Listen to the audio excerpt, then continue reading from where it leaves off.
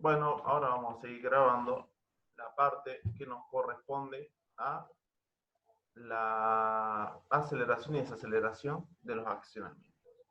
¿Se ve el screen? No. No, todavía no, Mati. Bueno, un segundito. Vamos a buscar el screen.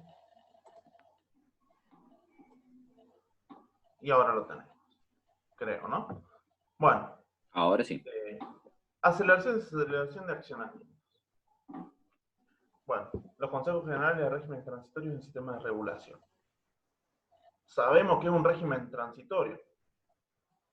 Es el paso de un estado permanente de un dispositivo de regulación a otro estado, donde son diferentes las variables velocidad, par, corriente. Como los circuitos. Tenemos inducción capacitancia, pasar de un estado a otro requiere un cierto periodo donde no es una variación brusca, sino que hay una cierta inercia a los cambios de las variables, y bueno, eso es lo que se define. Bueno, los regímenes transitorios aparecen por variación de carga o por variación sobre el grupo de mando. En el arranque, por ejemplo, en el frenado, en inversión de sentido de giro, etc. Más adelante vamos a ver qué tipo de arranques hay, tipo de frenado y cómo invertir el giro. Pueden aparecer por una avería o perturbaciones, como la variación de tensión de la realimentación, frecuencia. Es importante conocer, muy importante, cómo se comportan las máquinas o regímenes transitorios, ya que permiten hacer una correcta elección de la potencia del motor. Esto es muy importante también. El diseño de control, del equipo de control, la disminución de pérdidas energéticas durante el arranque o frenado, entre otros. Bueno, para aumentar la productividad de la máquina accionada, no basta con buscar la velocidad óptima, sino que también se debe reducir la duración de los regímenes transitorios en el sistema de mando. Por ejemplo, en un arranque directo, yo estoy accionando una carga muy pesada, voy a tener un transitorio re grande. Eso es lo que yo quiero tener, evitar, digamos, tener esa super corriente inicial hasta que se establezca la corriente necesaria para mover esa carga, debido a que paso del motor en velocidad cero a velocidad a la velocidad que tiene que trabajar. Y bueno, la idea es que hay que buscar reducir ese régimen transitorio y en el caso que esté, reducir los efectos. En el estudio de los regímenes transitorios se debe observar el comportamiento de los diferentes parámetros eléctricos: resistencia, inductancia, tensión, momento de giro, etc. En los motores eléctricos de accionamiento, los regímenes transitorios se caracterizan por fenómenos mecánicos, electromagnéticos y térmicos transitorios. Esto es muy importante, porque estas tres cuestiones son las que yo tengo en cuenta en los transitorios de máquinas. Los fenómenos mecánicos, los fenómenos electromagnéticos y los fenómenos térmicos. ¿Bien? Estos tres fenómenos se tienen en cuenta. Actúan simultáneamente y se relacionan entre sí. Cuando se producen estos fenómenos, los tiempos son pequeños y casi no deben tomar en cuenta las variaciones del estado térmico del motor de acción. Ahora, desde el momento que el motor se prende, vulgarmente hablando, hasta que está en la velocidad de trabajo, tenemos tres tiempos, o tres regímenes. Los regímenes del funcionamiento del motor eléctrico son tres: el régimen de puesta en marcha, el régimen de arranque y el régimen de marcha normal o régimen permanente. El de puesta en marcha es cuando lo prendo, así vulgarmente hablando. El de arranque es lo que vulgarmente siempre es como ese tiempo donde como que ya aprendido va hasta que se establece el régimen permanente, es como ese periodo transitorio. Ese sería el arranque. Bien. Bueno, el régimen permanente ya es el régimen cuando ya están dando, alcanzó su velocidad. Exacto. Según la carga, su velocidad, todo. Ahora hay que tener en cuenta algo. Según sea el régimen, va a ser el par resistente que yo vea. ¿Bien? O la cantidad de pares resistentes que yo vea. Cuando la máquina está parada, arrancamos con el régimen puesto en marcha. Desde el momento que se aplica la tensión en bornes, se enfrentan dos pares. El par resistente en vacío, que tiene que ver con el rozamiento de los cojinetes, elementos de transmisión de la máquina accionada, y el par motor en vacío. Bien, este es el par motor y este es el par resistente. Viene de las curvas de par resistente. Una de las curvas es esta, y de las curvas de par motor, una de las curvas es esta.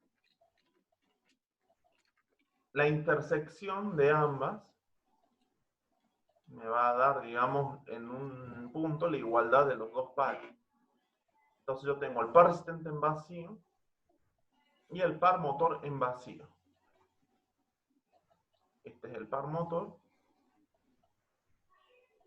El par resistente principal en este punto es igual al par resistente en vacío. Por supuesto que para que el motor se empiece a mover, ¿cuál tiene que ser más grande? El par motor. Evidentemente, para que se ponga en marcha, el par resistente nominal, el par nominal, el par en vacío, perdón, par motor en vacío, MNO, tiene que ser mayor al resistente. Vale. Ese es el primer periodo. Luego pasamos al segundo régimen, el de arranque. En el de arranque, ya es como... ¿Podría volver a explicar ese? En la curva. Porque el par nominal debe ser, obviamente, mayor al resistente. Si no, no arrancaría, tendría más resistencia al par nominal. Vacío. Bien. Pero en la curva, ¿cómo sería? Bueno, yo acá tengo... Esta es velocidad en vacío y este es el motor. El tema es que yo acá tengo el par resistente, tengo el par motor, y en esta intersección tengo la igualdad de pares. A medida que el par motor vaya aumentando, digamos, cuando yo lo conecto a la red, aparece una FEM para que circula la corriente, y este par va aumentando su velocidad hasta que se iguala al par resistente. Ya vamos a ver ese periodo de arranque igual. Bien. Pero digamos que acá lo que hay que distinguir, tenemos el par resistente en vacío y el par motor en vacío. ¿Qué es el par? Que es el par que está cuando está en reposo, el par motor. Y el par resistente, el rozamiento, el cojinete, elemento de transmisión, cuando que justo en el momento cuando yo pongo en marcha la máquina, digamos. Bien. Y este es el par motor en vacío. Ahora ya vamos a ver más adelante cómo es el proceso de arranque, porque va a aparecer pares acelerantes, todo lo demás. Pero por eso hay que tener en cuenta 2 o 3 cositas. Bueno, tenemos el régimen de arranque. Es la puesta en velocidad del motor. Es el intervalo comprendido entre la velocidad nula y la velocidad nominal del motor. En esta etapa el motor proporciona el máximo par motor de las siguientes condiciones. Tenemos el par resistencia pasiva. Este par de resistencia pasiva es el mismo que el par resistente en vacío, rozamiento, que tiene el mismo valor que en reposo. El MRO, que dicho sea de paso aparece acá abajo. El par útil o el par de la máquina accionada. Bien. Y tenemos también el par de inercia. Porque ahora, ¿qué pasa? Estamos moviendo una masa. Y recordemos de que esa masa es como que tiene una inercia, al igual que la inductancia se opone al paso de la corriente. ¿Te acordás? Acá tenemos una masa que se opone a las variaciones, digamos. Entonces el par motor tiene que vencer ahora, ¿ves? El par resistente en vacío. Bien. Tengo que entregar el par útil y tengo que vencer el par de inercia. O sea, tengo que vencer estos MR y MI, son pares de la máquina misma, y este es el que yo le entrego, digamos, a la carga accionada. Bien, genial. Este par de inercia aparece porque es una masa que se opone a la variación. Cuando en el momento de arranque se tiene esto, cuando el motor va acelerando hasta que llega a su valor nominal.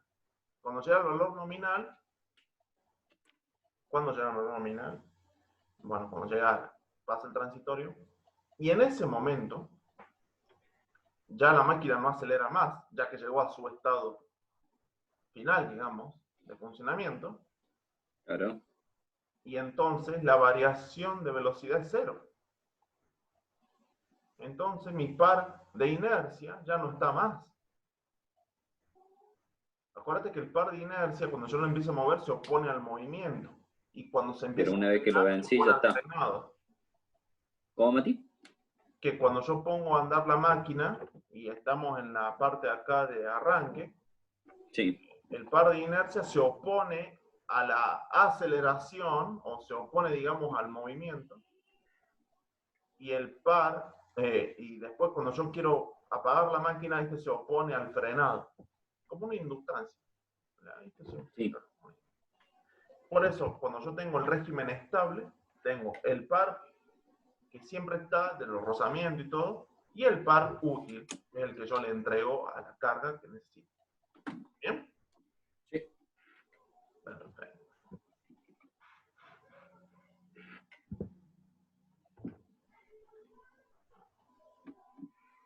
Entonces tengo un par y otro par, que sumados da el par motor, que es el que la máquina genera. Y el par resistente es el par de la carga. Marcha normal se cumple que M es igual a MA. Entonces, este punto de funcionamiento B, el punto de funcionamiento B, acá, ese punto de funcionamiento B, ¿dónde está? Da la velocidad del grupo en régimen normal, así como el par motor debe desarrollar en el motor L. O sea que, a ver, es como que yo tengo que ir subiendo el par motor hasta que la velocidad vaya aumentando a tal punto de que se igualen los dos pares, y acá es como que comienza, digamos, ¿cómo? Claro, porque en el arranque vos fíjate que yo tengo un par muy grande, pero la velocidad es chica. Tengo que vencer toda la inercia, digamos. Y es hasta que yo llegue a este punto. Eso es lo que quería decir acá, ¿ves? En el punto de funcionamiento B, da la velocidad del grupo en régimen normal. O sea que ahí yo ya llegué. He igualado los pares, y por eso están dando. El tema es que yo tengo que ir subiendo para acá. Ya vamos a ver cómo es que yo subo por esta recta. Se hace otro análisis. Tomando integrales. Después. Entonces, bueno, así como el par motor que debe desarrollar el motor eléctrico. Me menciona de vuelta par función de velocidad y par resistente en función de velocidad. La marcha régimen normal puede quedar modificada si se desplaza una de las dos características, ya que se puede, ¿cómo se modifica esto? Actuando sobre la regulación del motor o sobre la carga. Acordémonos de que puede variar, digamos, según sea la tensión en borne que le aplique, el flujo, va a variar un poco esto, si quiero. Entonces son las dos variables. Regulando el motor o variando la carga, puedo yo cambiar el estado de funcionamiento. Bueno, ahora se va a definir otra cosa. Vamos a ver lo que es el par medio de aceleración.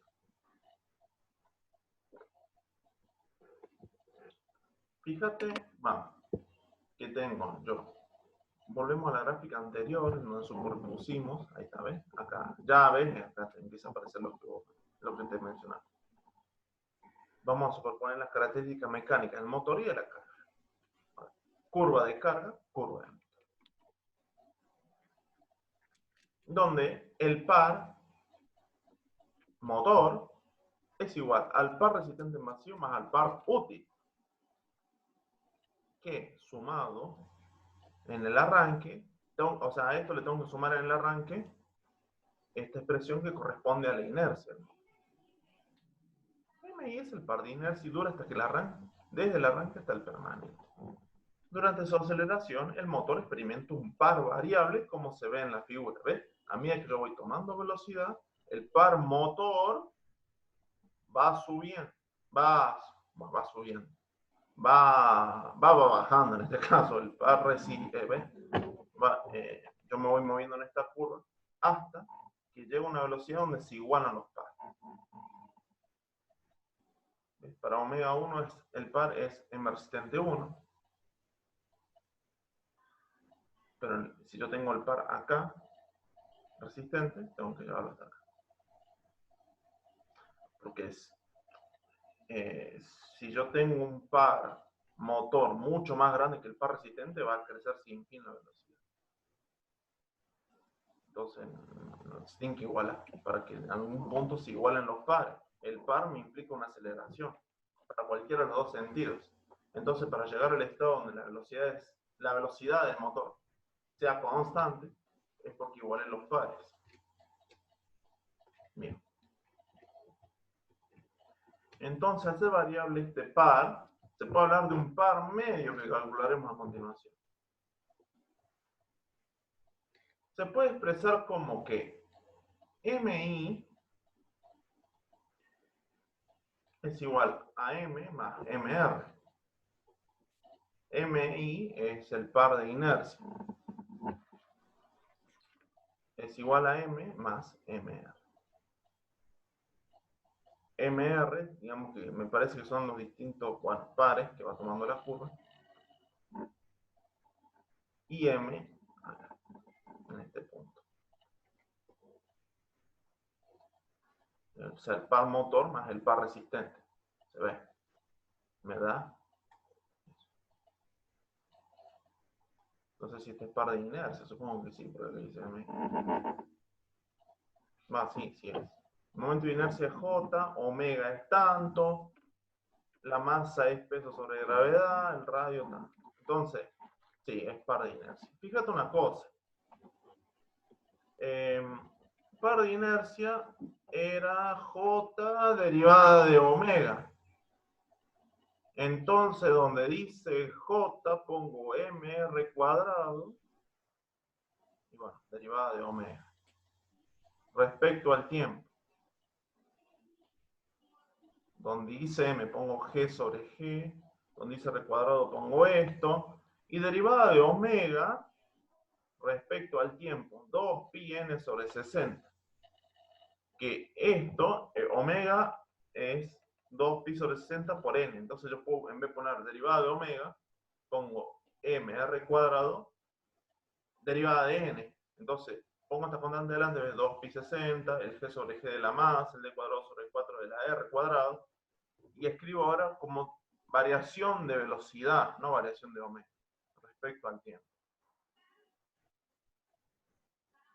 Entonces, si yo, 2pi sobre 4, 60, opero, me queda que el par medio de aceleración, es igual a gd cuadrado sobre 3,5 por la variación de la velocidad respecto al tiempo.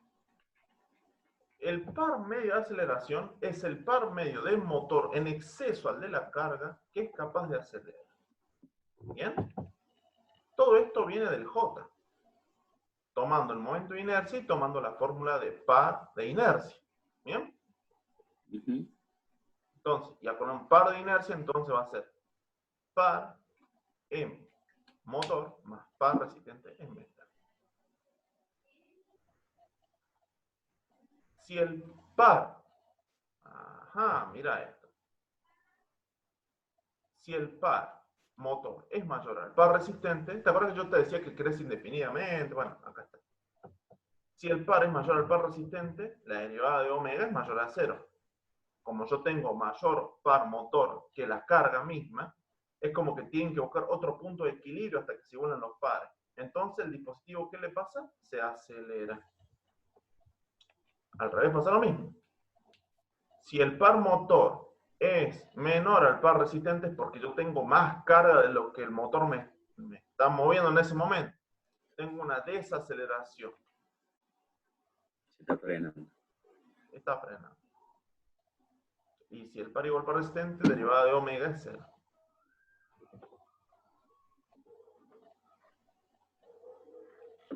El par acelerante es par acelerante motor menos par acelerante resistente. motor desarrolla un par en motor exceso al de la carga. Esto es por definición, ¿no? Par medio de aceleración es el par medio del motor en exceso al de la carga capaz de acelerar. Este exceso acelera. Para motor, aceleración es igual al motor más. Yo lo tengo como más en el apunte. Acá lo tenés como más. Sí.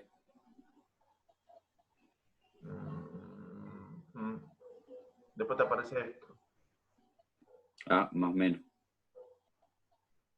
M es igual a MR más MI. Bueno.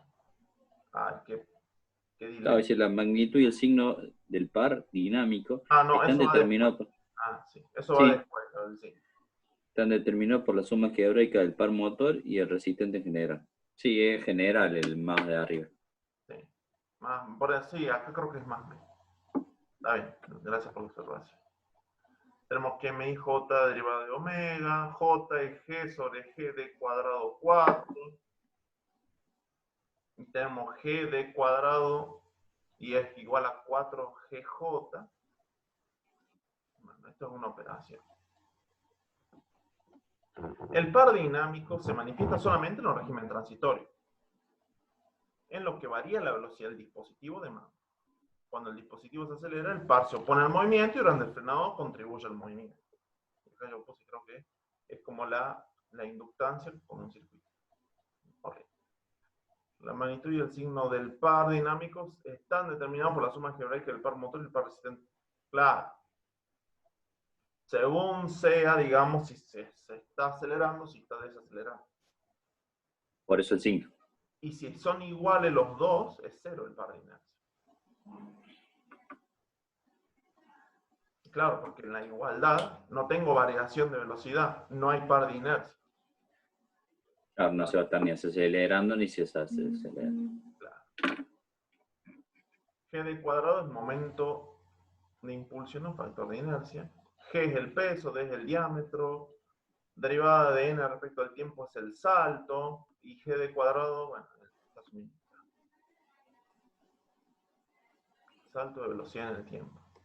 Esto me suena a estatismo, sistema de potencia. Como el análisis del rendimiento de la aceleración se realiza en términos de velocidad del motor, se deben reducir los momentos de inercia a las partes de la maquinaria que giran a velocidad distinta a la del motor. Bien. A los correspondientes a la velocidad. Es como un transformador. Tengo que referir todo a uno de ellos. O sea, el GD cuadrado de la carga se va a reducir al del motor. Pongamos a continuación un motor, un torno y una carga. Motor, torno y carga.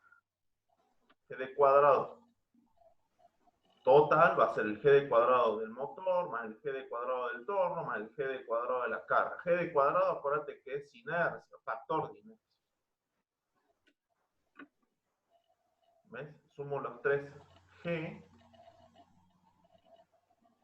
pero tengo que buscar, digamos, si el motor gira a velocidad n y el torno a n1, el g de cuadrado tm va a ser el g de cuadrado del torno, pero sobre la velocidad del torno, sobre la velocidad del motor, al cuadrado. Como la relación de transformación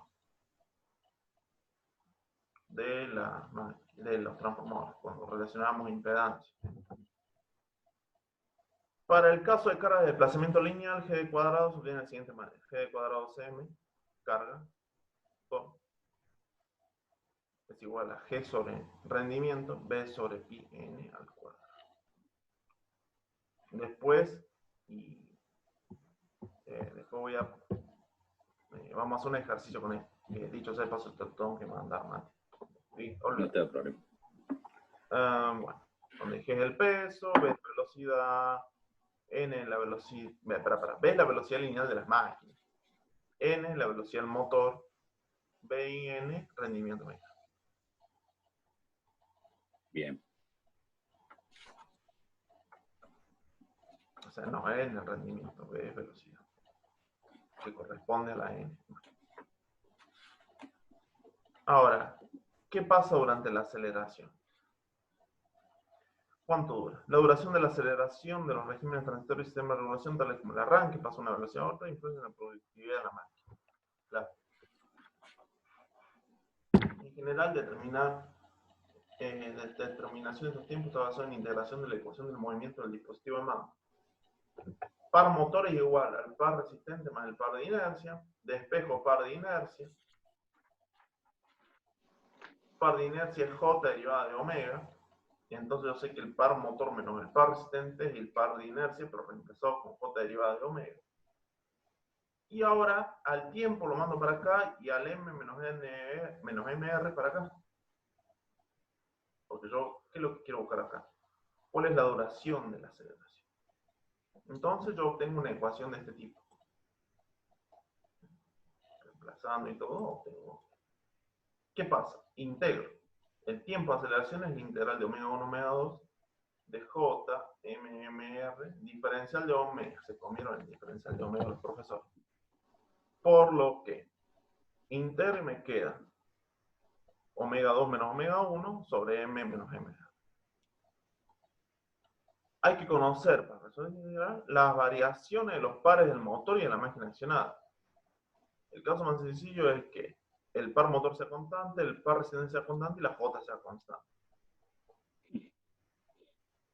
Entonces yo obtengo el tiempo en función prácticamente de la variación de la velocidad. Porque si m es constante y J es constante, el tiempo y la variación de velocidad están directamente vinculadas.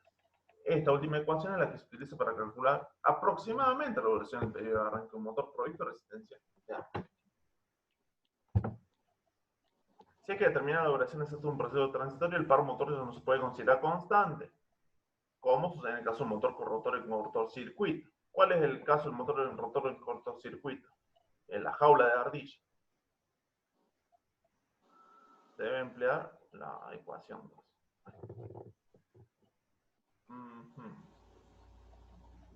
O sea, la integral. En la mayoría de los dispositivos, en el momento de inercia J permanece constante y los pares motor y resistente no permanecen constantes, por lo general.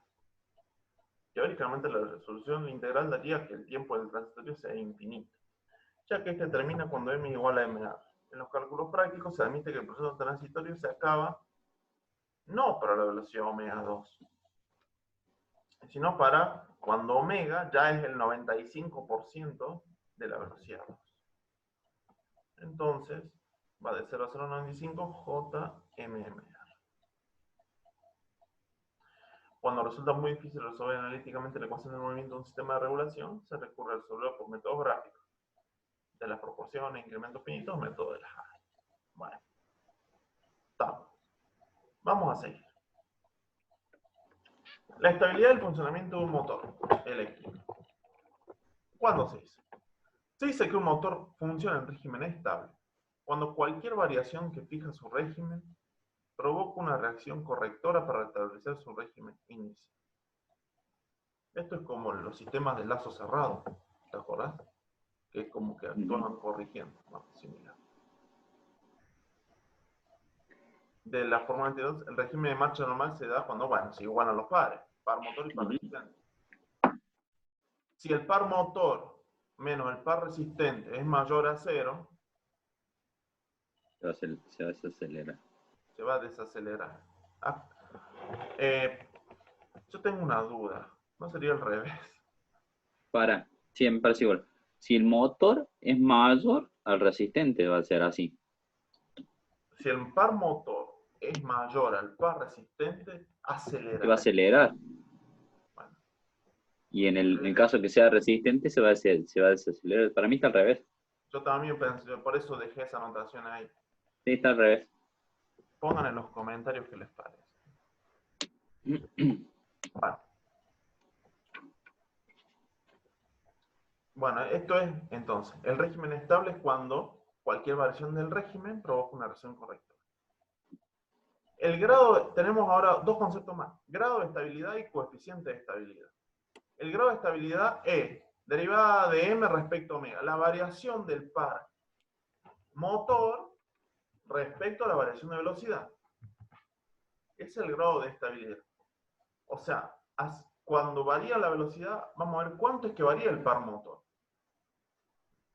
No queremos que varíe mucho tampoco. Y el coeficiente de estabilidad de un motor es la relación del par máximo sobre el par normal. El régimen inestable pueden ocurrir dos cosas. El motor se embalará hasta un nuevo punto de funcionamiento. Bueno, en realidad yo no sé si es estable, sería inestable, porque si se embala es inestable. Hasta que encuentre un nuevo punto de intersección de las características del par motor y par resistente, una velocidad peligrosa desde el punto de vista mecánico. Sí, que es, se me la haría por destruirse. Claro, o el motor se parara.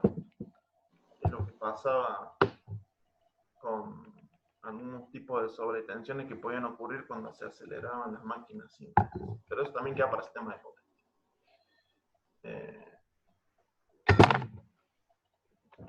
De todos los puntos se concluye que en regímenes estables, los motores eléctricos pueden responder a cualquier demanda de potencia. Y la única limitación la constituye el aumento de la corriente de la carga.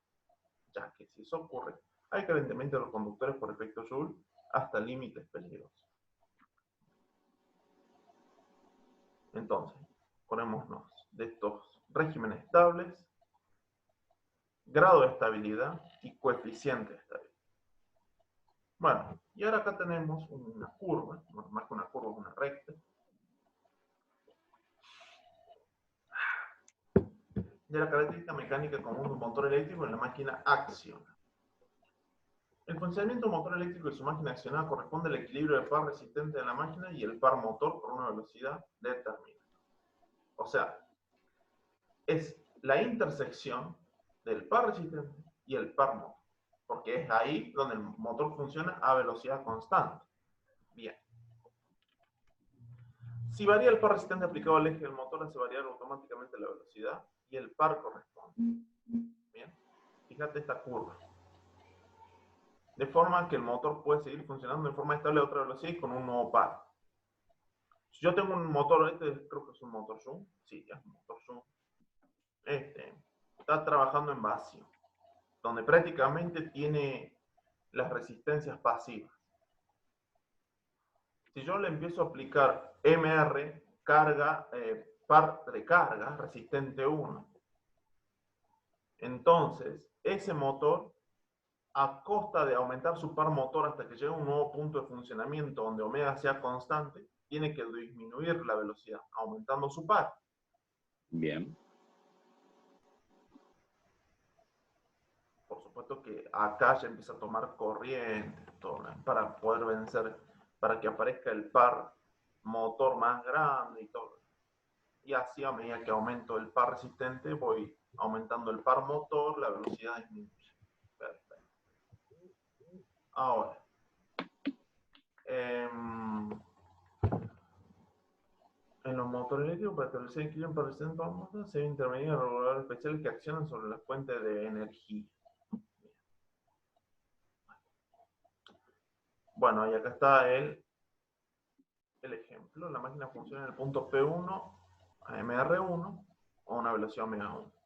Cuando se carga el motor desacelera y la velocidad disminuye, lo que reduce el valor de la FEM. Claro, porque ¿qué pasa? Aparece la carga. Si disminuye la velocidad, disminuye la FEM, pero tengo que aumentar la corriente. ¿Ves? Cuando la FEM disminuye, aumenta la corriente. Acordémonos que aumenta la corriente y aparece el par. Qué loco, ¿no? Porque yo disminuí la FEM interna y también disminuí la velocidad. Aumenté el par motor para igualar al par resistente y aumenté la corriente. ¿Viste cómo se vinculan una con la otra? Acordémonos de eso. Bien. Hasta que encuentra el equilibrio donde los pares se vuelven iguales. Bien. Y acá tenemos los pares igualados. Y acá está el ejemplito. Este es el ejemplito donde nosotros subíamos en par motor. Tenemos la cara. Bueno, vemos esto y mañana mañana vemos más. Si arranque motor, en toca. Par medio de aceleración para cada tipo par ventilador. Se tiene que integrar por parte, porque no tiene una curva integrable. Se toman incrementos delta n y mr/mm para cada s. Recordemos que el par medio debe superar al de la carga para que el motor acelere. Tenemos el par acelerante, que lo vimos, que de cuadrado sobre 3.5, variación de n respecto al tiempo, y era igual a par acelerante motor menos par acelerante resistente. Cuando esto es negativo, sí, es porque el par acelerante motor es más grande que el par acelerante resistente. Entonces, acelera. Acelerante 1 motor. Bueno, el par acelerante en 1 es igual al par acelerante 1 motor menos par acelerante 1 de resistencia. Esta es la curva de carga y esta es la curva de motor. ¿Dónde tenemos que llegar? Acá, ¿sí o no? Tenemos que llegar acá. Sí, correcto. El par acelerante 1 motor es mm vacío. El promedio, el área del triángulo, mm0 más mm1 sobre 2. Y el par acelerante 1 resistente es mr en vacío, que está acá, porque esta es la 1, la de vacío sería vacío, más mr1 sobre 2. Sería el área de este triangulito.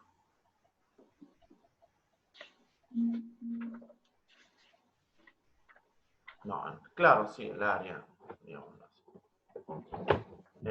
Sí, la integral por parte. Y bueno, mr0 es 0, entonces me va a quedar mr1 sobre 2. Entonces el par acelerante en 1 va a ser mm0 más mm1 menos mr1.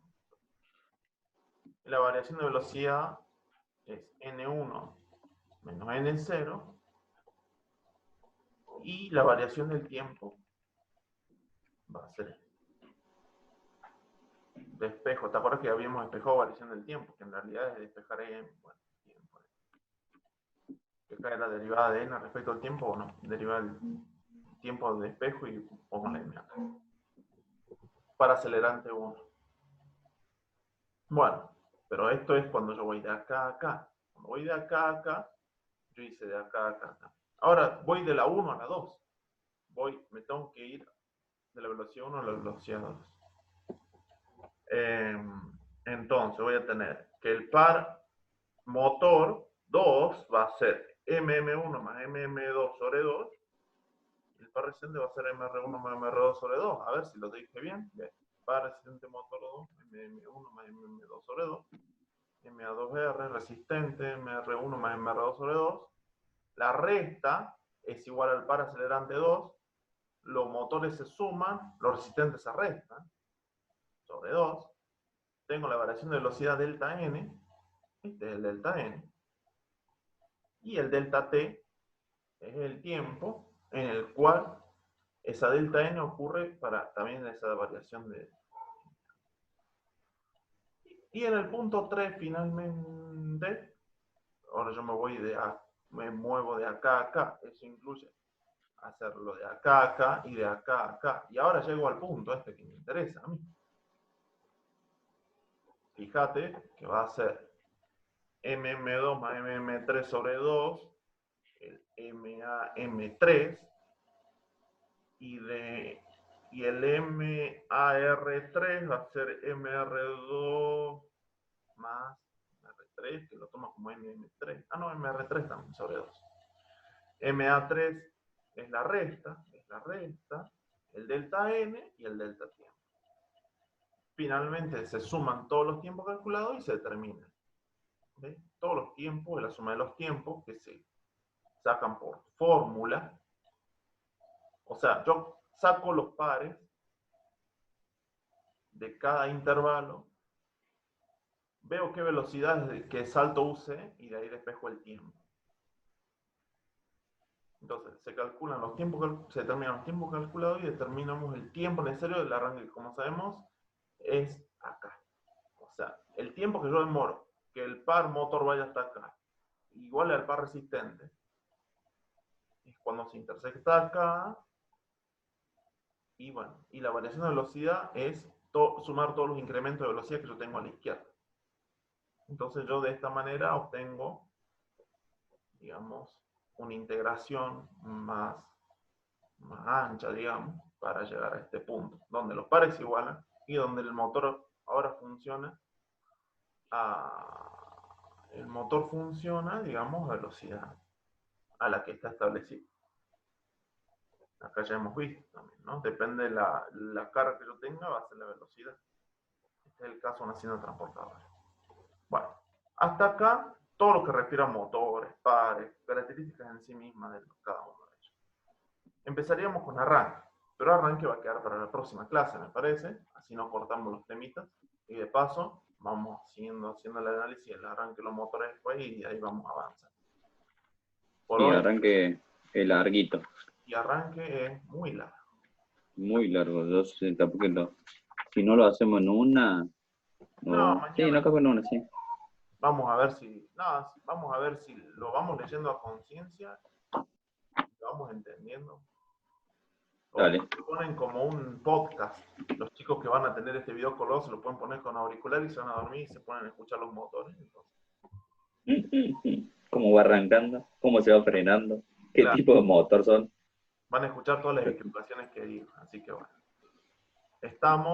Detengo la grabación. Dale like y suscríbete. Exactamente.